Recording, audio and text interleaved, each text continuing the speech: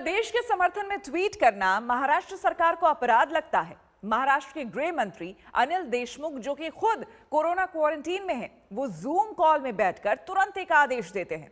कहते हैं कि जांच करो। सचिन, लता मंगेशकर, अक्षय कुमार ने जो देश के समर्थन में ट्वीट किया, वो किसके दबाव में किया?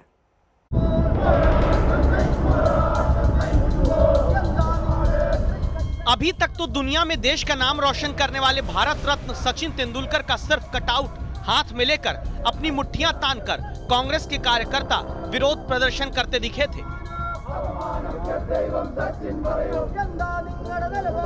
अब फिर जिन सचिन तेंदुलकर को कांग्रेस ने इस सरकार रहते नियम बदलवाकर भारत रत्न दिया, उसी पार्टी के कार्यकर्ता जब कालिख की पूरी बोतल उड़ेलकर भी विरोध की राजनीति में सचिन की छवि पर काला रंग नहीं चढ़ा पाए, तो अब सबसे बड़ी खबर यह है कि ग्रेटा थनबर्ग, रिहाना जैसे विदेशियों के भारत के अंदरूनी मामले में दखल देने के खिलाफ देश के साथ एकजुटता दिखाने वाले सचिन तेंदुलकर, लता मंगेशकर, अक्षय कुमार, साइना नेहवाल, कंगना रनौत, विराट कोहली, अजय देवगन, सुनील शेट्टी के सोशल मीडिया पोस्ट की जांच महाराष्ट्र की शिवसेना, कांग्रेस, एनसीपी की सरकार कराने जा रही है। तो सवाल उठता है कि अगर सचिन तेंदुलकर विदेशी प्रोपेगेंडा के खिलाफ देश के समर्थन में आवाज उठाते हैं और लता मंगेशकर भारतीय होने के गर्व को महसूस कराते हुए देश के मुद्दे देश में हल करने की बात कहकर विदेशी दखलंदाजी पर भारतीयों की एकजुटता को ट्वीट करती है, तो क्या यह अपराध है? इसमें इंटेलिजेंस ब्यूरो से जांच की जरूरत महाराष्ट्र में कांग्रेस को क्यों लगने लगी? इस सवाल को लेकर हम पूरे मामले की शिकायत करने वाले कांग्रेस नेता सचिन सावंत तक पहुंचते हैं। कुछ सेलिब्रिटीज के ट्वीट्स जो आए, तो कोई व्यक्तिगत स्तर पर कोई टिप्पणी देता है, कोई सेलिब्रिटी भी हो, उसको अधिकार है, तो उसमें कोई आपत्ति होने की बात नहीं है। लेकिन अगर उस ट्वीट का टाइमिंग देखे, उसका कंटेंट देखे और उसकी एक पृष्ठभूमि देखे, तो पूरी तरह से ये दिखाई देता है कि कोई स्क्रिप्ट तैयार करके उनको दी है या नहीं। क्योंकि बहुत सारे ट्वीट्स में एक ही शब्द इस्तेमाल किया हुआ दिख रहा है, वो एमिकेबल शब्द है, कॉमन शब्द है।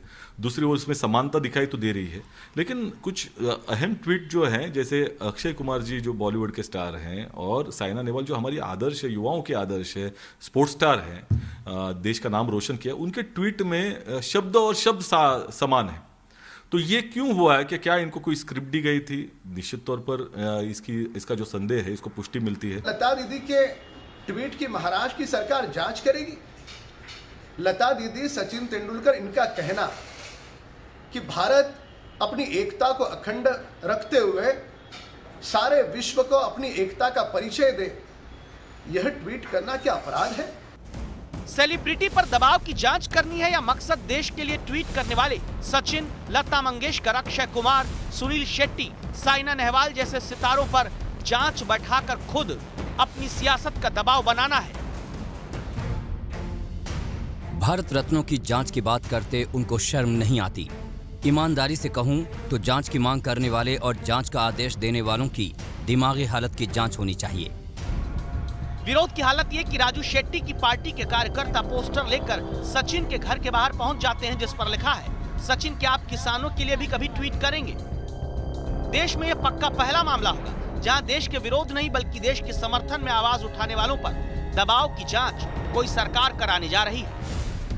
शरद पवार, जो खुद कृषि मंत्री रहते महंगाई के सवाल पर ज्योतिषी नहीं हूं बोलकर चुप्पी साध लेते थे, उन्हीं पवार ने सचिन को दूसरी फील्ड के बारे में कुछ बोलने से पहले सतर्क रहने की नसीहत पिछले हफ्ते दी और उन्हीं के राज्य महाराष्ट्र में देश के लिए बोलने की आजादी भी जांच के घेरे में बैठा दी जाती है।